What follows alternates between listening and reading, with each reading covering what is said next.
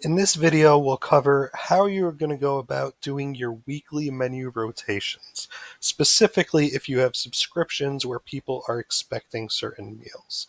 So one of the first important things to notice is that there are active and inactive meals. So for example, if I click active, I could see all these meals here with the blue check mark. And if I switch that to inactive, I can see I have some meals saved in the background. So you never have to delete meals, you could just deactivate them. So with that in mind, you can see I have my almond crusted chicken deactivated. And I'm going to jump over now to the subscriptions tab just to check out one of my top subscriptions here for Mike. And if I scroll down, I could see his meals. So he has steak tips in his order. So we're going to go ahead and we're going to rotate out those steak tips. So I'm just going to search for steak tips.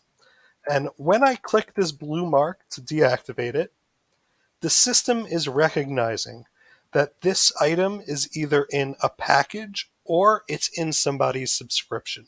So it's asking us to choose a replacement meal.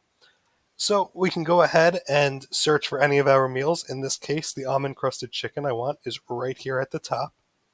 And now when I click deactivate and replace, this just did multiple things for me.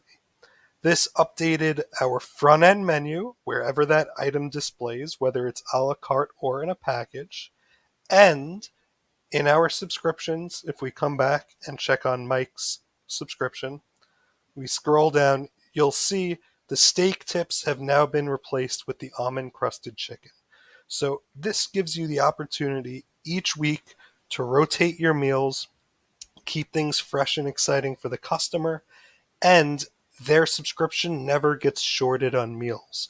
They're always getting a substituted meal that you're giving to them. Now, having said that, we do usually recommend replacing a chicken dish with another chicken dish or a vegan dish with another vegan dish. That way, the customer's subscription stays somewhat consistent. Of course, they still have the option to log in each week and update the subscription options on their own. But a lot of customers, in a lot of occasions, just like the subscription to automatically renew, and they will take whatever meals you've assigned for them. So this is a real core part of your weekly operations, and getting this down correctly is really going to make your life easier.